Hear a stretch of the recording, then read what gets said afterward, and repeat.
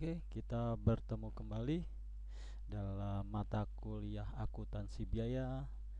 Kemarin minggu pertemuan ke-6 kita telah lakukan latihan ujian UTS ya dalam bentuk pilihan ganda.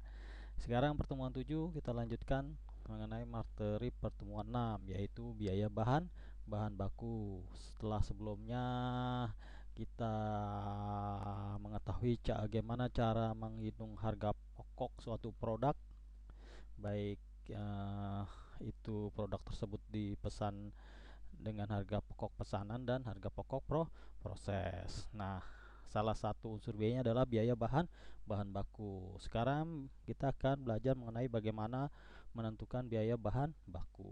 Oke, pertanyaannya adalah mengapa biaya bahan baku harus ditentukan? Ya, biasa namanya kita membeli bahan baku ya, membeli sesuatu, namanya membeli, pasti harganya tidak selalu sama.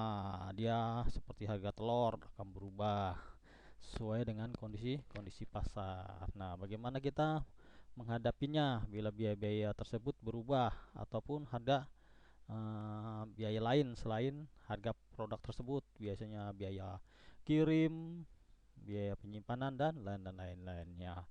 Oke, kita masuk ke slide. Inilah biaya bahan baku adalah biaya yang dikeluarkan untuk memperoleh bahan baku dan untuk menempatkan dalam keadaan yang siap diolah. Jadi bagaimana bahan baku tersebut kita beli, kita simpan, dan saat kita pakai itu gampang diperolehnya, dipindahkannya. Jadi tentu berarti ada unsur biaya lainnya selain biaya pembelian. Yang kedua adalah unsur harga pokok bahan baku dibeli. Nah, ini secara teoritis terdiri dari harga faktur ditambah dengan biaya pembelian dan biaya yang dikeluarkan untuk menyiapkan bahan tersebut, atau harga faktur 1, biaya angkut 2, kemudian ada biaya pesanan ya, kalian bayar ADM pakai telepon. Nah, kita beli di Tokopedia juga ada biaya pesanan kan. Kemudian ada biaya penyimpanan, pembongkaran dan lain-lain. Ada yang begitu dia turun kita harus manggil kuli panggul dan lain-lain ya. Biaya penyimpanan seperti biaya sewa gudang, listrik, dan lain-lain. Secara praktisnya adalah sebesar harga beli menurut faktur pemasok, karena biaya-biaya yang lain mungkin biaya akuntansi lebih besar dari manfaat ketelitian. Nah, kalau yang secara praktisnya adalah biaya bahan baku adalah biaya belinya saja. Lalu biaya yang lain-lainnya gimana? Nah, biaya lain-lainnya sudah diperkirakan, karena kalau dihitung satu-satu, wah biaya angkutnya berapa nih, biaya panggulnya berapa, itu ribet. Mungkin kita harus membayar satu orang khusus untuk menghitung, kan jadi mubazir ya. Nah, jadi itu kita singkirkan, tetap kita bebankan tetapi tidak dihitung satu-satu. Seperti biaya overhead, sebenarnya biaya overhead kan banyak perintilannya. Nah, itu sudah kita taksir berapa persen. Oke, selanjutnya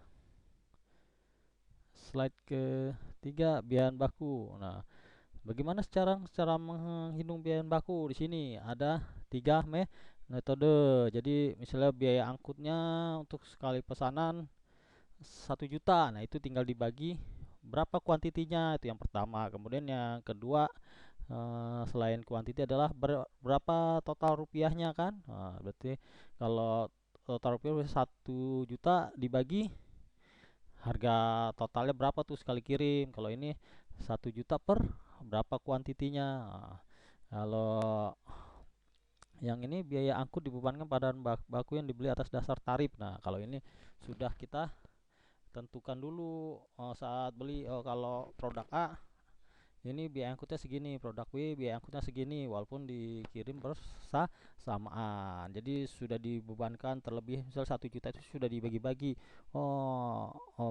Biaya baku A angkutnya segini, C segini ya.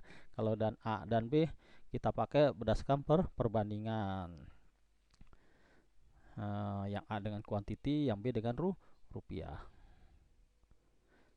Oke, selanjutnya Nah, ini biaya aku sebagai unsur B. Oh, kalau ini yang tadi yang praktis ya, sudah ditentukan. Nah, sekarang inilah metode penentuan harga pokok bahan baku. Penentuan harga pokok bahan baku dipakai dalam produksi terdiri. Ya, ini mungkin kalian sudah mendengar. Kalau yang ini metode identifikasi khusus, yaitu setiap bahan baku yang dibeli sudah dikasih label. Produk ini belinya berapa, produk ini belinya berapa, jadi di produknya ditempelkan label identifikasi khusus. Kalau yang B ini adalah FIFO, first in first out, yang pertama dibeli itu yang pertama kali dikeluarkan. Misalnya hari ini kita beli produk A harganya 10 pieces harganya 10, maka kemudian produk selanjutnya kita beli lagi produknya sama, 10 harganya 11, 10 pieces harganya 11, yang pertama 10 pieces harganya 10, maka saat ada orang beli 11 pieces maka harganya yang kita pakai adalah 10 dulu, harga 10, baru satu pieces harganya 11. First in first out, barang yang pertama kita beli itu dikeluarkan terlebih dahulu.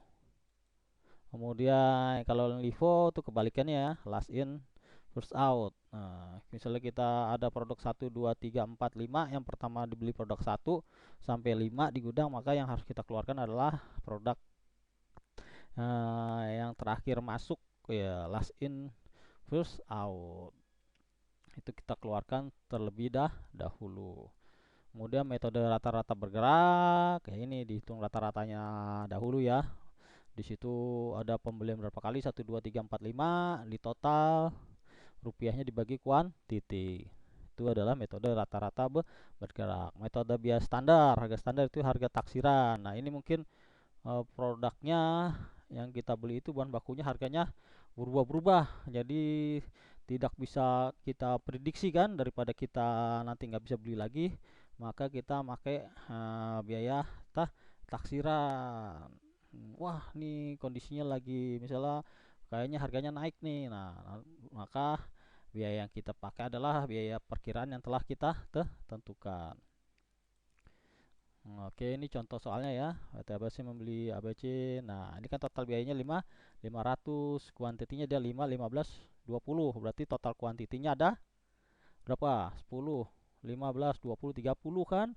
Nah, berarti antara A-nya adalah 5 per 30, 15 per 30, 10 per 30 kali 500. Kalau ini berarti 2, 3, 450 ribu. Berarti 200 per 450 ribu kali 500.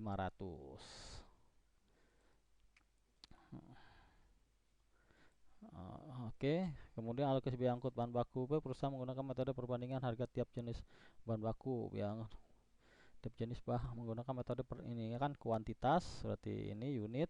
Kalau yang B adalah harga per unit. Kita mutasi bahan baku. Nah, ini persediaan awal 20 kilo, berarti persediaan awal.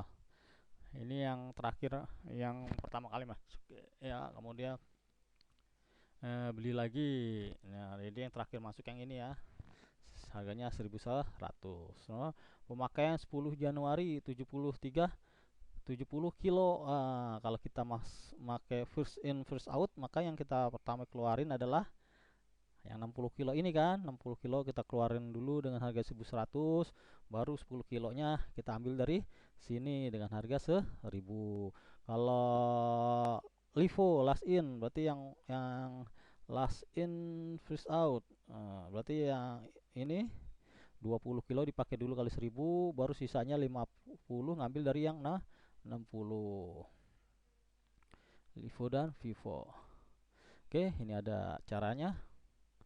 20 kilo pakai harga 100 ya. FIFO first in. First in yang pertama kali masuk adalah 20 kilo, maka kita pakai dulu 20 kilo. 20 kilonya 1000, baru selanjutnya yang 50 kilo. Oke, kemudian di sini setiap kita produksi pasti ada bahan sisa. Ini adalah perlakuannya. Ini bisa kita pakai logika ya. Kalau bahan sisa bagaimana? Nah, di sini ada di belakang sebagai pengurang bahan baku. Yang masalah akuntansi adalah perlakuan terhadap jualan sisa bahan. Diperlakukan diperlakukan sebagai pengurang bahan baku.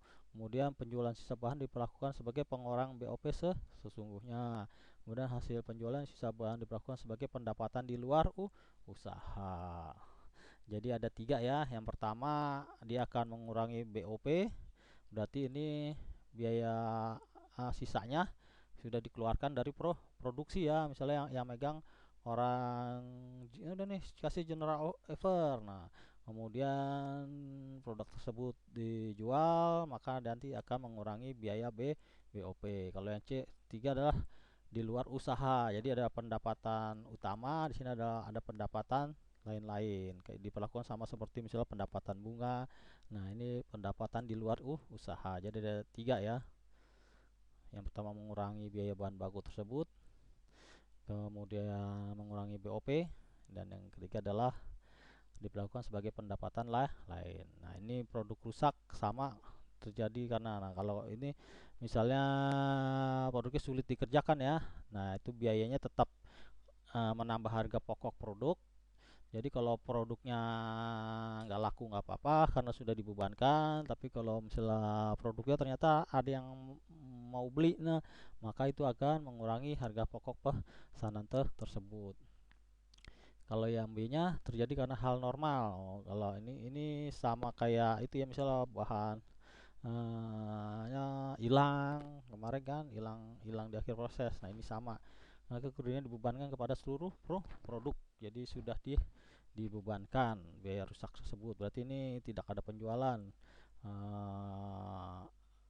Sudah diperhitungkan masuk harga pokok dan harga jual produk tersebut sudah tidak diperhitungkan. Nah, kalau C adalah produk cacat, tidak mau standar mutu langsung, tapi dapat diperbaiki. Misalnya yaitu ada yang penyok, masih bisa diperbaiki, maka ada biaya tambahan kan.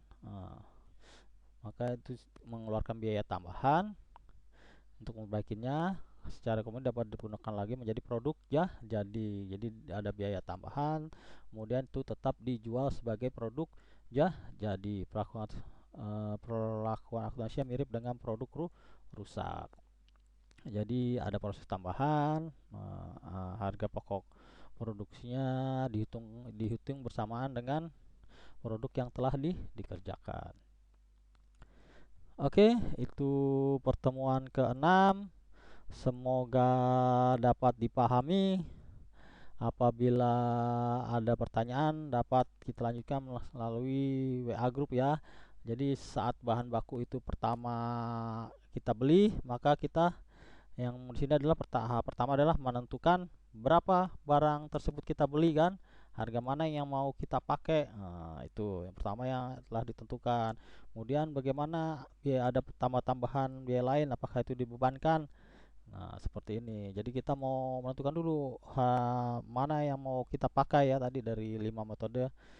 Nah, kemudian di sini juga bagaimana bila ada barang cacat. Nah, di sini setelah dibahas bagaimana pemberlakuan pencatatan akuntansinya. Oke, sampai ketemu setelah UTS. Selamat mengerjakan UTS. Kerjakan dengan sebaik-baiknya. Waktu 1 jam. Apabila ada kendala saat UTS, silahkan langsung lapor, atau daripada ambil risiko langsung kalian ketik komplain ya, ikut ujian susulan. Kemudian juga jawaban jangan lupa kalian screenshot. Apabila ada yang disalahkan, maka kalian punya buktinya. Kemudian silakan email ke saya atau langsung email ke bagian BAK.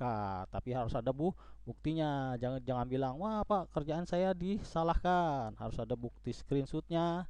Nah, kamu yakin jawabannya itu disalahkan, nanti kita komplain ke BSI. Oke, selamat menempuh UTS, semoga berhasil. Terima kasih.